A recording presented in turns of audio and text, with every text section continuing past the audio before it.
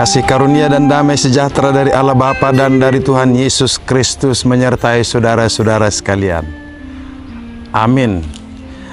Kita mendengar firman Tuhan yang diangkat dari Kisah Para Rasul pasal yang keempat ayat 32 hingga ayat ke-37. Demikian bunyinya. Adapun kumpulan orang yang telah percaya itu, mereka sehati dan sejiwa. Dan tidak seorang pun yang berkata bahwa sesuatu dari kepunyaannya adalah miliknya sendiri, tetapi segala sesuatu adalah kepunyaan mereka bersama. Dan dengan kuasa yang besar rasul-rasul memberi kesaksian tentang kebangkitan Tuhan Yesus, dan mereka semua hidup dalam kasih karunia yang melimpah-limpah. Sebab tidak ada seorang pun yang berkekurangan di antara mereka.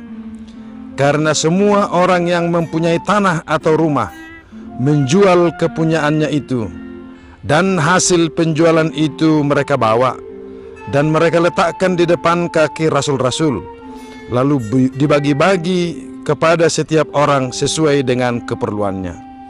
Demikian pula dengan Yusuf, yang oleh rasul-rasul disebut Barnabas, artinya anak penghiburan, seorang Lewi dari Siprus.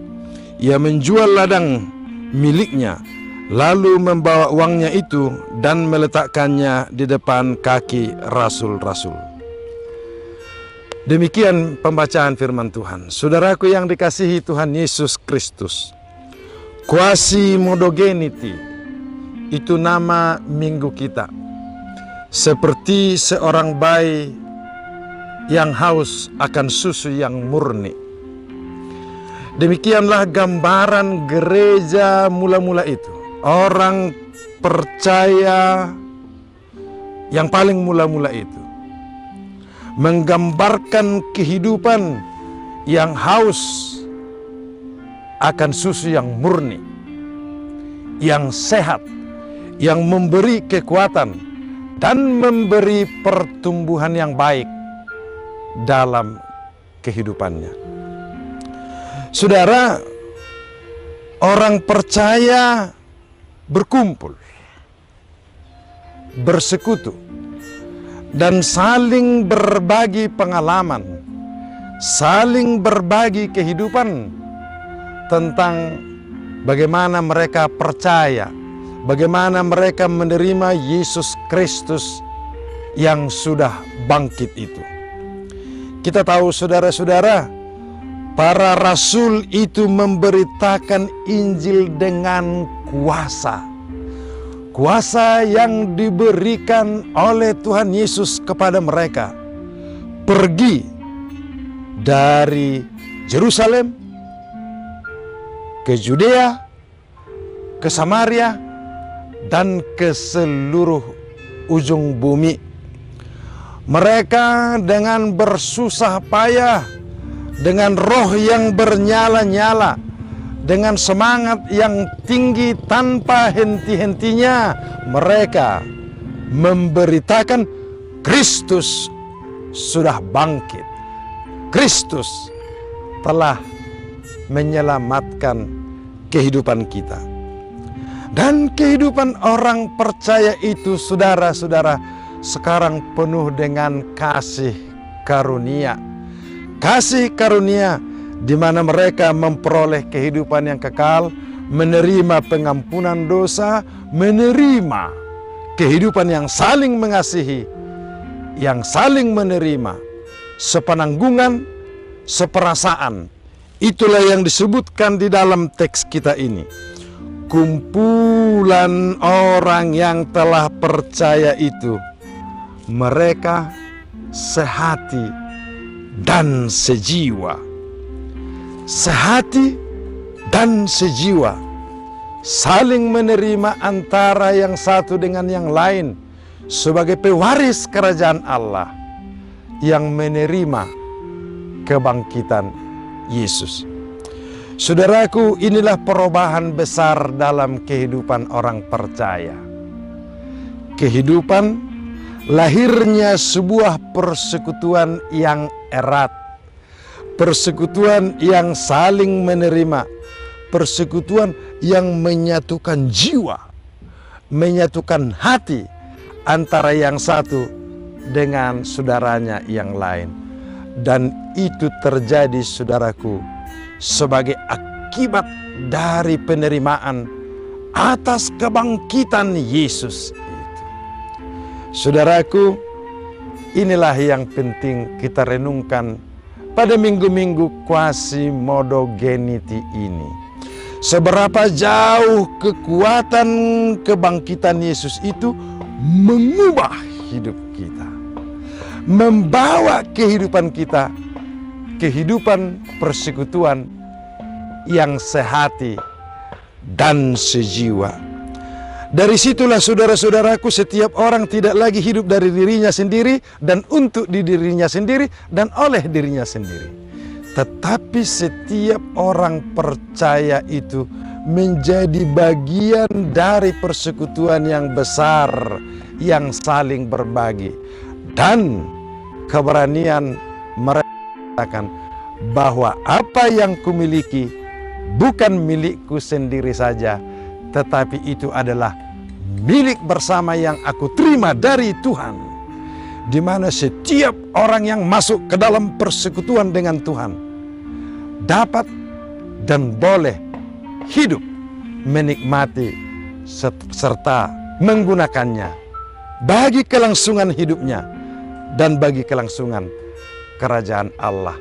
Itulah sebabnya, saudara-saudara, tidak ada segannya mereka menjual tanahnya, menjual hartanya, menjual apa yang dia miliki, lalu mereka membawa ke dalam kaki rasul-rasul itu, mempersembahkannya kepada Tuhan dan meletakkannya di kaki rasul-rasul itu, supaya setiap persembahan yang diberikan oleh umat itu didoakan oleh rasul-rasul itu, didoakan supaya bisa digunakan dengan sebaik-baiknya, dengan sebenar-benarnya, dengan seperlu-perlunya, sehingga setiap persembahan yang diberikan jemaat mula-mula itu dibagi-bagikan menurut keperluan persekutuan itu.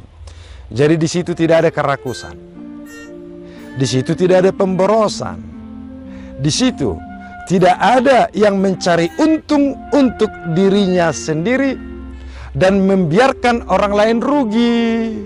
Tidak ada, saudara-saudara. Tetapi mereka menjadi sebuah persekutuan di mana setiap orang saling menguntungkan antara yang satu dengan yang lain. Dan kuncinya, saudara-saudara, dibagi menurut keperluan masing-masing. Inilah, saudara-saudara, yang perlu kita hayati pada zaman ini. Sebab lihatlah pada zaman ini, saudara-saudara, orang hidup tidak lagi berdasarkan keperluan dan kebutuhannya. Kebanyakan orang bekerja keras mencari harta, bahkan dengan penguatan doa, dengan usaha yang begitu tinggi, bukan untuk kebutuhan dirinya, tetapi untuk memenuhi keinginannya, untuk memenuhi hasratnya. Bahkan lebih parah, saudara-saudara, memenuhi kerakusannya. Itu bukan roh orang yang menerima kebangkitan Yesus, saudara-saudara. Jadi kalau kita berbagi, saudara-saudara, sesuai dengan keperluan masing-masing, semua orang, saudara-saudara, apapun latar belakangnya. Dalam nats kita pada minggu ini disebutkan ada seorang bernama Yusuf yang dikenal sebagai Barabas. Dia dari keturunan Lewi yang melayani di Siprus. Itu sudah di luar Yerusalem, sudah jauh itu di negara lain, di Siprus. Dia juga menjual hartanya. Biasanya para imam Lewi lah yang menerima persembahan, saudara-saudara. Jadi perpuluhan itu dulu diserahkan ke bait Allah dan dikelola oleh kaum Lewi. Tapi perubahan besar sekarang terjadi, saudara-saudara. Mereka tidak hanya memberikan perpuluhan, tetapi menyerahkan seluruh hidup mereka dan seluruh harta mereka, dan menyerahkannya di bawah kaki rasul-rasul itu, supaya mereka membagi-bagikannya kepada semua orang. Kalau dulu persembahan itu adalah kebutuhan bait Allah saja dan membagi kepada sebagian orang yang miskin. Tetapi sekarang, saudara-saudara, sekarang apa yang kita berikan itu mesti digunakan bagi keperluan persekutuan itu sendiri. Semua orang di dalam persekutuan itu. Nah, saudaraku, inilah yang perlu kita hayati dalam Minggu Quasimodogeni itu. Kita telah menerima berita tentang kebangkitan Yesus itu. Berita kebangkitan yang mengubah kehidupan kita, yang membawa kita pada persekutuan yang erat, persekutuan yang sehati dan sejiwa, persekutuan yang saling mengasihi. Dan kuncinya, saudara-saudara, ada satu. Tidak ada setiap orang pun yang menganggap miliknya itu hanya miliknya sendiri, tetapi hanya itu adalah untuk semua orang. Apa artinya itu, saudara-saudara? Janganlah terikat lagi kepada harta dunia ini. Sebab Yesus yang telah membebaskan kita itu, itulah harta kita yang sejati.